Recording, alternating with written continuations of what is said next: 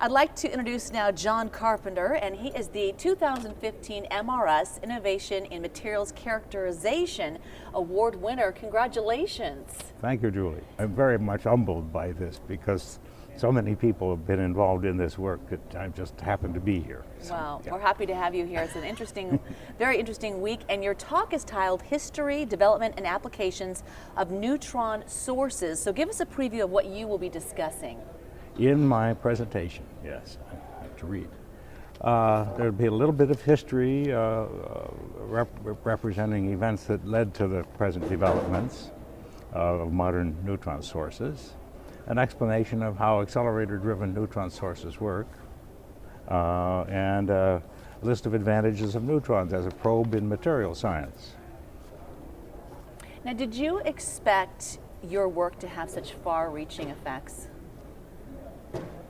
At the beginning, I have to say no. Yes. No. As it went along, tell me kind of the course of it when you started realizing that this is having some effect.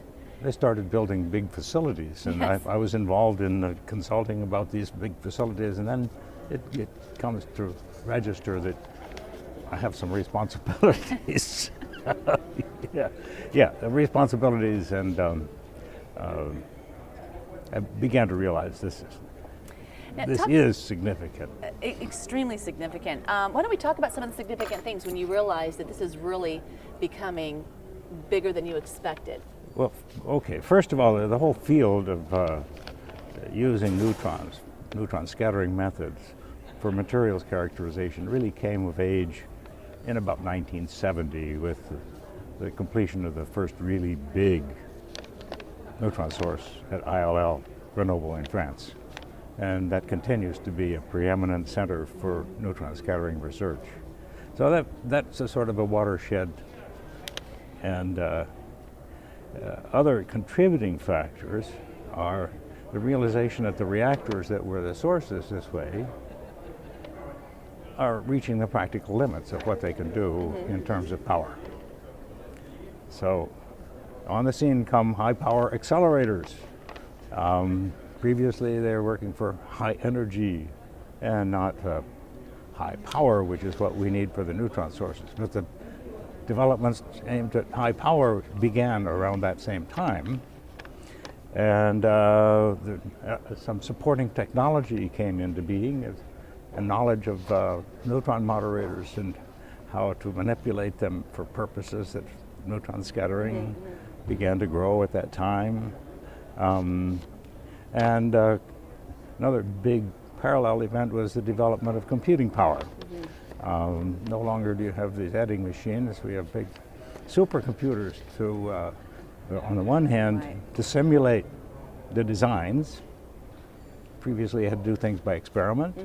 Now you can do them with the computer simulations. And another application, the acquisition and management and treatment of the data. So the computer power has been an enormously important development in that whole picture, as well as the technology of the source itself. So that would be the practical application that a layperson would see from that, correct? That's right. You grind away on the data, and out comes something that hopefully people are interested in and can use. Yes. So you look down the road and you see what are the next areas to research? The millions of areas to research, I assume. Okay. In terms of the facilities themselves, new techniques for neutron scattering. They're always evolving. New clever things come out. People think of to do them. They may cost $10 million or more to implement, but then these new ideas that need to be tested, they need young people to think of them and follow them through. So new techniques is one area. We always need better neutron detectors. So I'm going to send people off with the assignment, build us new, better, faster, finer, more sensitive neutron detectors. And then for another, on the facility side, development of very cold neutron sources for producing long wavelength neutrons that are good for studying large structures, more and more interest in large structures and the motions, the very slow motions of the molecules in these structures. So that very cold neutron sources haven't yet been built, but they're beginning to think about them, as most of the big facilities are building, in addition to their first target station that supports 20 or 30 instruments, a second one that support another 20 or 30 instruments, may be tilted toward very long wavelength cold neutrons. What are some of the results that people will feel from these revelations? We will learn more about high temperature superconductors using the instruments on these neutron sources. We'll learn more about high capacity batteries for energy storage. And we'll learn about nanomaterials and their applications, which includes maybe drug encapsulation and things.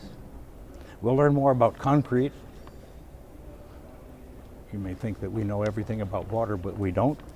Every little bit you find out about water is useful, and I think studies of water will continue, and that'll be an important result of use of these facilities.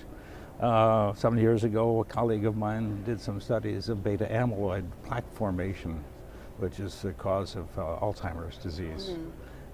And then there's another application of, say, using carbon dioxide, supercritical carbon dioxide, as a fluid for dry cleaning. And these are out there, and they're non-polluting, like we don't have to poison the groundwater to use carbon dioxide. So that's just a list of some of the things that we hope will have been working out and or in the future. All right, John Carpenter, thank you so much for your time. Very nice. Thank you for being such a generous host.